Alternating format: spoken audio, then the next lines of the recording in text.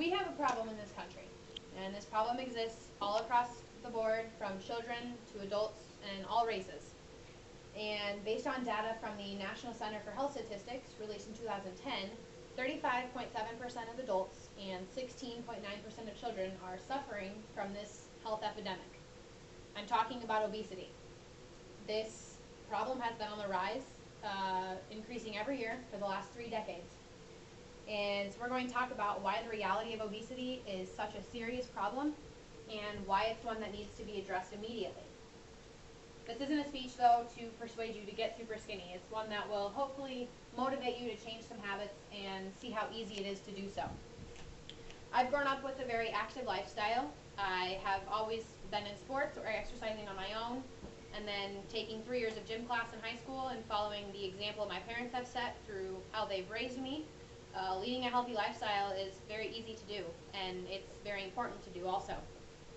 So through covering the trends and details of obesity and the many risks involved with being obese, we will better be able to decide what must be done to combat this problem. And obesity really is a major issue for this country. As I said, the number of people that are obese have been on a dramatic rise over the last 30 years. And this image, published by the Center for Disease Control and Prevention in 2011, shows this trend. The different shades of blue you see in the maps during the 90s represent 10 to 20% of the population being obese. The tan colors that start to appear in the 2000s show a population percentage of obesity at 20 to 25%, and then the orange and the red that appear on the most current map demonstrate 25 to above 30% of the population being obese. These maps are getting more orange and red as time goes on, and the American Heart Association predicts that by the year 2030, every single state in America will exceed 45% of the population being obese. But how is this possible? Well, the easiest explanation is that we are consuming a lot more calories and not healthy ones. The U.S. Department of Agriculture released data stating that in 1970, Americans consumed on average about 2,200 calories a day. That same number for the year 2010 was up to 2,600 calories per day. But they also released data on where those extra calories were coming from, and 42% of them were due to added fats and oils into daily diets. So not only are we eating more unhealthy calories, but then we're also not burning them off after we've consumed them. Gallup did a poll in 2011 that gave results that only about a half of America, 51.6%, said that they exercise 3 or more times a week. That leaves the other half of America not exercising at all or not getting enough exercise.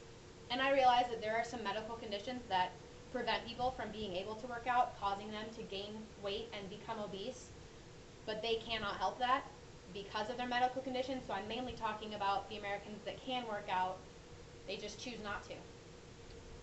And so from increasing calories and not burning them off, we have the explanation for the trend shown here.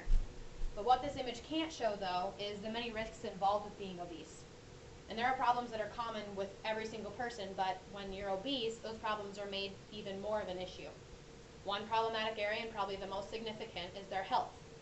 Heart disease, stroke, high blood pressure, diabetes, gallbladder disease, osteoarthritis, sleep apnea, asthma. These are all problems, plus more, that are made even more serious for someone who is obese. WebMD.com stated that because of these health issues, an obese person is twice as likely to die prematurely than a normal weight person. And then another area that they have problems with is regarding their wallets. Additional medical costs include anything from doctor's visits to medication to treatment for obesity to treatment for the health problems that the obesity has caused. That those are all things that they have to cover. And the Journal of Health Economics has an article called "The Medical Care Costs of Obesity" that goes into detail on the per person expenses of an obese person versus a normal weight person. And a study they conducted in 2012 showed that being obese raised medical expenditures by up to $2,800 per year. So not only is being obese a health hazard that can cause other things to multiply, but it also poses a serious economic burden on that person and their family. So obviously we would benefit from taking control of this and not letting it go on any further, but how do we do it?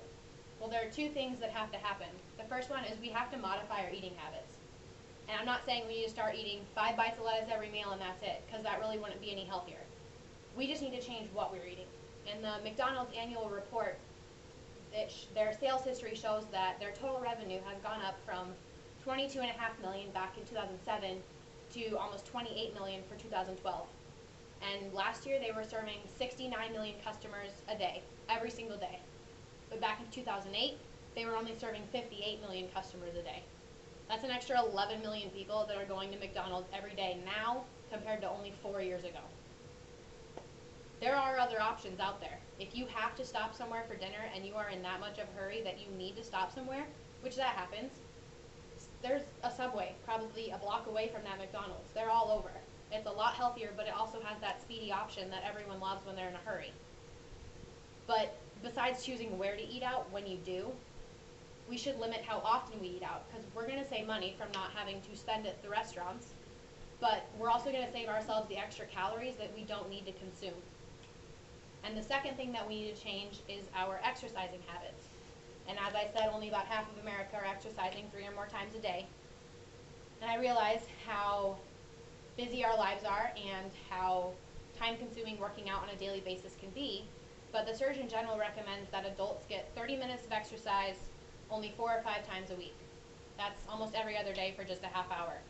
So the nice thing is we don't have to get a gym membership and designate 45 minutes out of our day to get to the gym and make sure we get 30 minutes of exercise in at the gym.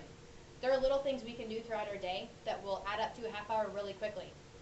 Pick a farther parking spot, take the stairs at work, walk to a coworker's office to ask them a question instead of emailing them, walk to the drinking fountain every now and then, walk a little bit on your lunch break. There are so many ways to incorporate exercise into our daily routine that doesn't even seem like we're exercising, but we still get that half hour, and going to the gym isn't made into a huge ordeal. And the Center for Disease Control and Prevention has some great plans to help adults get that needed amount of exercise, but one thing they stress is that it's as easy as 10 minutes at a time, a couple of times a day. In the morning, walk up and down your stairs. At lunch, walk when you're eating, and after dinner, take the dogs for a walk. There's your half hour. It's as easy as that, and it can be that easy.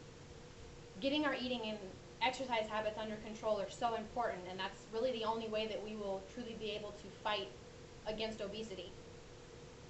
You've seen the data, you've heard the reasons. This is a serious issue for our country and our children too. We need to make sure that we're teaching healthy habits regarding food and exercise. We can't let the 35.7% of adults and 16.9% of children get any bigger. Fight against obesity. It does not have to be hard or complicated. Just eat right and get out there. That's the only way it's going to happen. But you can't think, oh, I'll start tomorrow, because obesity is serious and is taking over our country today. Thank you.